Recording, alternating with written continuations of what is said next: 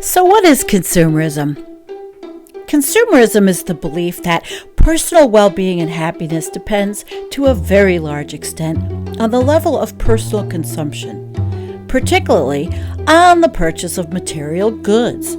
The idea is not simply that well-being depends upon a standard of living above some threshold, but that at the center of happiness is consumption and material possessions. A consumerist society is one in which people devote a great deal of time, energy, resources, and thought to consuming. The general view of life in a consumerist society is consumption is good, and more consumption is even better. The United States is an example of a hyper-consumerist society. People are constantly bombarded with advertisements urging them to buy things.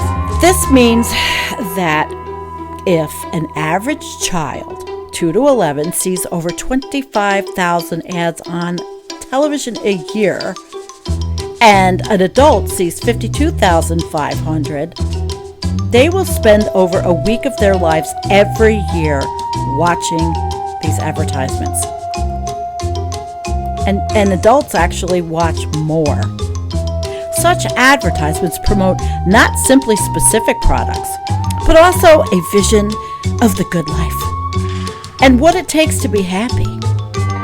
Shopping is experienced by many people as an exciting recreational activity. People go deeply into debt in order to buy things beyond basic necessities. A larger house, a giant television, a fancy car. These are all hallmarks of a society within which consumption is at the center of life.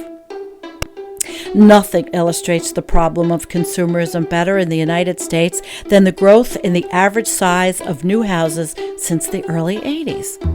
From the 1960s until the early 80s, the median size of a new home in the United States varied up and down around, 1,500 square feet. From 1983, this increased. And in 2007, 1,500 went to 2,200. So it just keeps getting bigger and bigger.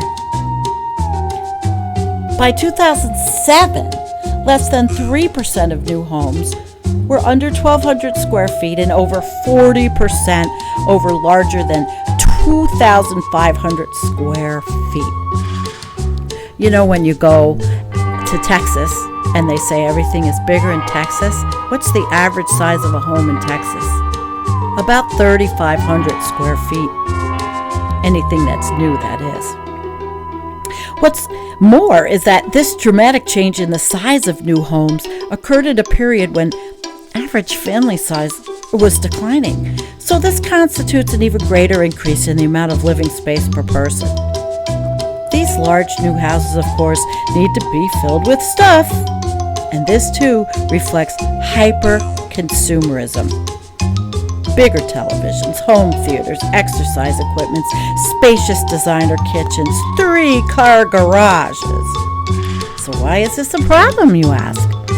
It sounds arrogant to say to someone, you are too preoccupied with consumption. You spend too much time shopping. You would be happier if you were less focused on acquiring material possessions. Aren't people the best judge of their own desires and preferences? And doesn't the free market simply translate those preferences into choices? So if people are buying huge houses, doesn't that just mean they want them? We've already identified a problem here. Environmental sustainability. It's simple.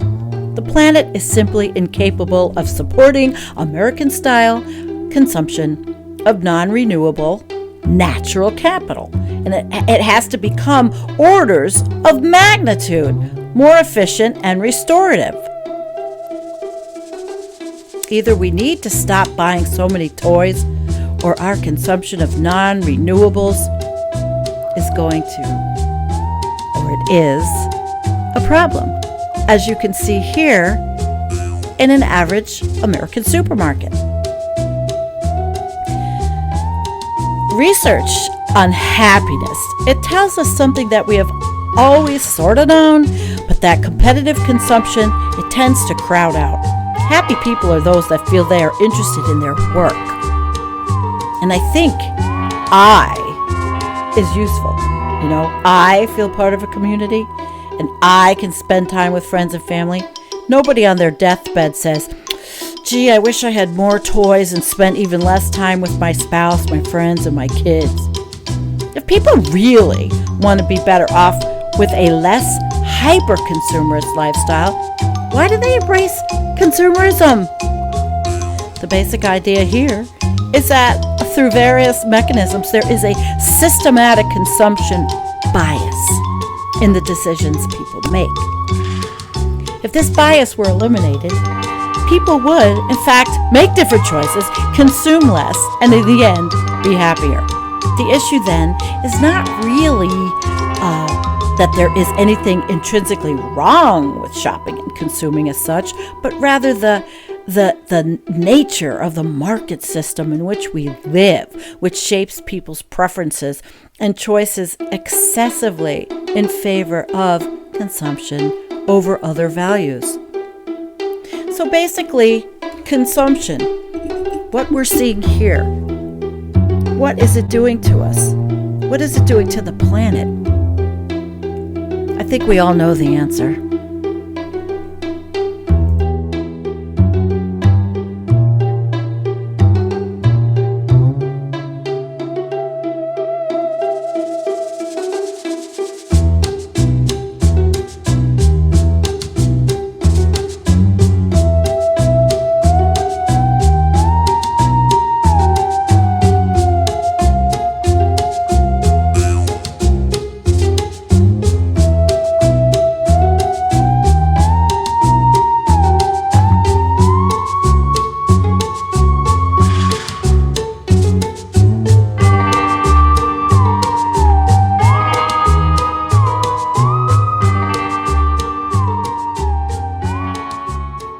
Besides the obvious of consumerism in the United States, such as the big houses and the cars and the TVs and the, toys, motorcycles, ATVs, etc., there's an epidemic. And it's an epidemic caused by consumerism of unhealthy Americans. And it was really perfect for this age of coronavirus to attack Americans en masse. And not only that, besides the unhealthy American, then there are the entrepreneurial Americans who found that they could make money during this pandemic. They're making money by mass producing masks and sanitizers, which, while it's not a bad thing, just goes to show you that we are definitely a producing society. But the real problem with consumerism in the United States in the age of COVID is that people are still buying, and they're buying online. Even with a pandemic, even as the debt load has risen, Americans overspend. It's advertising and cultural shifts towards consumerism, and it's a never-ending trend. Anytime the urge strikes, we have the capability to act on it impulsively, and that creates a much greater challenge for us than ever was the case before. That culprit is an unending demand on our self-control. Like a muscle that tires after too much use, taking on too many willpower taxing tasks depletes our resources, and we have trouble succeeding at any of them. When there are too many other demands on your time, when you're under stress, meeting deadlines at work, even if you're working at home, dealing with a difficult relationship, you're going to be at risk for spending more and even eating more. And then the credit cards, easy. They further undermine the willpower.